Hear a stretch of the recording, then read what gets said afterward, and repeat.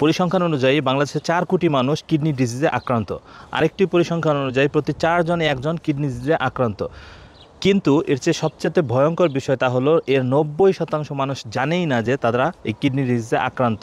সেটি হতে পারে প্রাথমিকভাবে কিংবা ক্রনিক কিডনি ডিজিজ, সেটা যে কোনোভাবেই হতে পারে, যার কারণে নীরবে নিবৃত্তিতে এই সংখ্যা বেড়ে যাচ্ছে এবং কিডনি ডিজিজে আক্রান্ত হয়ে মারা যাওয়ার সংখ্যা দিনকে দিন অনেক পরিমাণে বেড়ে যাচ্ছে। আজকের ভিডিওতে আমরা জানবো কিডনি কী এবং কিডনির কাজ কী এবং উল্লেখযোগ্য 5টি কারণ, যে কারণগুলো আপনার জানলে আপনারা বুঝতে পারবেন যে আপনার কিডনি আস্তে আস্তে খারাপ হতে শুরু করেছে কিংবা আপনার কিডনি ডিজিজের দিকে আপনি যাচ্ছেন। এই 5টি সাইন যদি আপনি বুঝতে পারেন এর যে কোনো একটি, তাহলে আপনি একজন কিডনি ডিজিজ বিশেষজ্ঞ বা কিডনি বিশেষজ্ঞর কাছে গিয়ে আপনার কিডনির যে খারাপ হওয়ার প্রবণতা এ থেকে আপনি বাঁচতে পারেন। এর সাথে আমরা আরও জানবো কিভাবে কিডনিকে সুস্থ রাখা যায়, কি কি খাবার কিংবা কি কি সাপ্লিমেন্ট খাওয়া যায়। এর সাথে যখন কিডনি ডিজিজ আপনার কিছু সিমটম আপনারা বুঝবেন, সেই সময় আপনি কোন ধরনের বিশেষজ্ঞ ডক্টরের শরণাপন্ন হবেন, কার কাছে আপনি চিকিৎসা নেবেন, এই বিষয়ে আমরা ভিডিওতে তুলে ধরবো। এবার এসে আমরা কিডনি কী। কিডনি হলো ছোট ছোট দুটি শিমের বিচির মতো দুটি অঙ্গ, যেটি আমাদের এই মেরুদণ্ডের দুই পাশে থাকে। এর কাজ হলো আমাদের শরীরে যত বজ্র পদার্থ আছে কিংবা রক্তকে ফিল্ট্রেট করার মাধ্যমে যত বজ্র আছে পেশাবের মাধ্যমে বের করে দেওয়া। এর আরও কাজ আছে, তা হলো আমাদের শরীরে যে ইলেকট্রোলাইট ইমব্যালেন্স, এটার ব্যালেন্স ঠিক করা, এর সাথে রেড ব্লাড সেল উৎপন্ন করা, এর সাথে রেড ব্লাড সেলের কিছু ভারসাম্য নিয়ন্ত্রণ করা। এরকম গুরুত্বপূর্ণ কাজ আমাদের এই দুটো কিডনি করে থাকে। যদি দুটো কিডনি ড্যামেজ হয়ে যায় কিংবা না থাকে তাহলে কি হবে? দুটো কিডনি যদি অকেজো হয়ে যায় বা ড্যামেজ হয়ে যায়, সেক্ষেত্রে এই ফিল্ট্রেট সিস্টেমটা নষ্ট হয়ে যাবে, যার মাধ্যমে পুরো শরীরে পুরো সিস্টেমে একটা ইমব্যালেন্স হবে। তখন আর বাঁচানো সম্ভব হবে না এই কিডনি ডিজিজের যে পেশেন্টকে। হয়তোবা কিছুদিন যদি ডায়ালাইসিস করে, এই ডায়ালাইসিস অনেক পেইনফুল, এই ডায়ালাইসিসের মাধ্যমে হয়তোবা সুস্থ থাকা সম্ভব, কিন্তু এটি খুব বেশি যে 10 বছর 20 বছর এটার যে পার্সেন্টেজ এটা খুবই কম।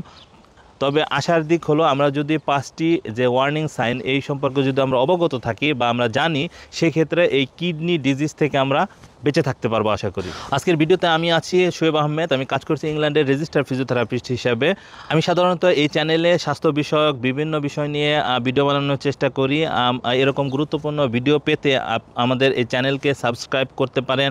আর এই ভিডিও অন্যের কাছে যেন যায়, এটা পৌঁছে দেওয়ার জন্য এই ভিডিওর এখানে একটা লাইক করতে পারেন, যার মাধ্যমে অন্যরাও এই ভিডিও সম্পর্কে অবগত হবে।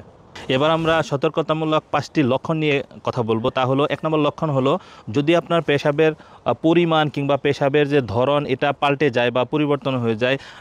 পরিমাণ, এটা প্রশ্ন আসতে পারে যে কত পরিমাণ। এটা হতে পারে যে আমরা জানি নর্মালি 1 থেকে 1.5 লিটার বা সর্বোচ্চ 2 লিটার পর্যন্ত নর্মাল আপনার যে পেশাবের মাত্রা সারাদিনে আপনার পেশাবের থলিতে বা আপনার পেশাব করে এতটুকু মাত্রা হতে পারে। যদি 3 লিটারের বেশি হয়, যে আপনার পেশাব বারবার ঘন ঘন যাচ্ছেন, এটি যদি পরিমাণে 3 লিটারের বেশি হয়, তাহলে এটি অবশ্যই ধরে নেব এটা নর্মাল না।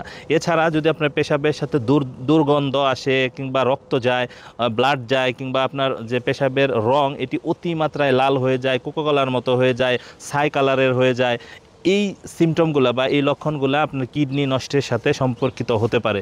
এর সাথে যদি আপনার পেশাবের সাথে ফেনা, অতিমাত্রায় ফেনা যায়, তবে লক্ষ্য রাখতে হবে যে আমরা যে পেশাব করি তখন ভূত আকারে যে ফেনার মতো দেখা যায়, এটা নর্মাল হতে পারে। তবে আপনি ফ্লাশ করার পরেও যদি থাকে যে ফেনা, এটা অ্যাবনর্মাল। এটা আমরা ক্লিনিক্যালি বা মেডিকেলের ভাষায় বলে থাকি যে আপনার অ্যালবুমিন বা প্রোটিন লিকেজ হয়ে গেছে, যার মাধ্যমে এত পরিমাণে ফেনা হয়। এটি আপনার কিডনি ডিজিজের একটা লক্ষণ হতে পারে। এবার আসে 2 নম্বর লক্ষণ। তা হলো আপনার চোখের চারপাশে কিংবা হাত পায়ের যে জায়গায় এগুলো ফুলে যেতে পারে, যার মাধ্যমে যদি আপনার এটা টেস্ট করার জন্য যেখানে ফুলে যাবে পা অথবা হাতে আপনি চাপ দিয়ে ধরবেন, এটি 10 থেকে 15 সেকেন্ড ধরার পরে দেখবেন যে আপনার এই জায়গাটা ডেবেই গেছে। এই অবস্থা থেকে আর ফেরত আসতেছে না ইনস্ট্যান্ট। এর মাধ্যমে আমরা বুঝতে পারি যে আপনার শরীরে পানি আসছে। এটি অন্যান্য কারণেও হতে পারে। যদি আপনি দীর্ঘক্ষণ ঘন্টার পর ঘন্টা বসে থাকেন, সেক্ষেত্রে আপনার পা ফুলে যেতে পারে। তবে কিডনির সাথে রিলেভেন্ট, তা হলো আপনার যে পানি আসবে এটি আপনি চাপ দিয়ে ধরলে আপনার ফেরত আসবে না। এরকম কিছু লক্ষণ দেখা যাবে এই কিডনি ডিজিজের সাথে। এটি হয় সাধারণত, আমরা জানি যে কিডনির কাজ হলো আমাদের শরীরে যত লিকুইড আছে, বিশেষ করে পানি, রক্তের এই যে লিকুইড অংশ, এটা সে ফিল্ট্রেট করে আমাদের শরীর থেকে বের করে দেয়। যখন সে ঠিকমতো বের করতে না পারে, তখন এই পানি বিভিন্ন জায়গায় জমে যায়।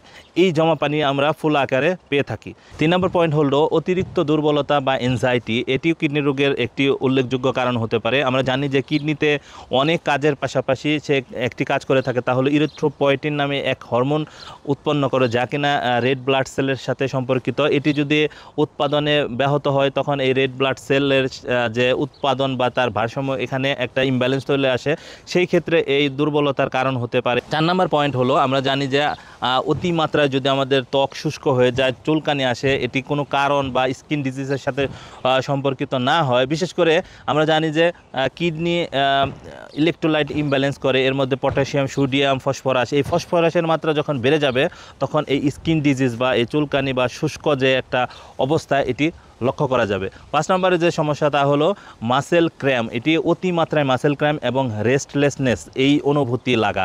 এই 5টি যদি আপনার লক্ষণ দেখা যায়, এর যে কোনো একটি অথবা দুটি যদি আপনি দেখেন, দ্রুত আপনি একজন কিডনি বিশেষজ্ঞ বা ইউরোলজিস্টের শরণাপন্ন হবেন, তার কাছে গিয়ে আপনি চিকিৎসা নেবেন। এই চিকিৎসার মাধ্যমে আপনি প্রাথমিক পর্যায়ে যদি আপনি চিকিৎসা করতে পারেন, এই কিডনি ডিজিজ থেকে আপনার বেঁচে থাকতে পারবেন। এবার আসি আমরা যে কিভাবে প্রিভেন্ট করব বা আমরা কিডনি সুস্থ রাখার জন্য কিছু আমরা টিপস আমরা কিভাবে মানব। এর মধ্যে হলো আপনার সুষম খাবার খাবো, পুষ্টিযুক্ত খাবার, বিশেষ করে যেগুলো ন্যাচারাল ফুড, যেগুলো আপনার প্রসেস ফুড না, যেগুলো প্যাকেজজাত ফুড, এ থেকে দূরে থাকবো। আমরা ন্যাচারাল ফুড খাবো, 3-4 ধরনের ফল খাওয়ার চেষ্টা করব। এর সাথে পর্যাপ্ত পরিমাণে পানি খাবো, বিশেষ করে দিনে 2 থেকে 3 লিটার অ্যাটলিস্ট পানি খাবো। এই পানির সাথে কিডনির একটা ওতপ্রোতভাবে জড়িত একটা সম্পর্ক আছে, যার মাধ্যমে কিডনি ভালো থাকতে পারে। এছাড়া আমরা নিয়মিত ব্যায়াম করব, যার মাধ্যমে আমাদের পুরো সিস্টেম এই শারীরিক অ্যাক্টিভিটির মাধ্যমে ভালো থাকে। এরকম আমরা কিছু টিপস মেনে আমাদের কিডনি ভালো রাখতে পারি। আশা করি আমাদের ভিডিওর মাধ্যমে কিডনি সম্পর্কে আপনারা ধারণা পেয়েছেন। এরকম তথ্যবহুল ভিডিও পেতে আমাদের চ্যানেলকে লাইক, কমেন্ট, সাবস্ক্রাইব করে আমাদের সাথে থাকুন। দেখা হবে পরবর্তী কোনো ভিডিওতে। সবার সুস্বাস্থ্য কামনা করে আজকে বিদায় নিচ্ছি। আসসালামু আলাইকুম।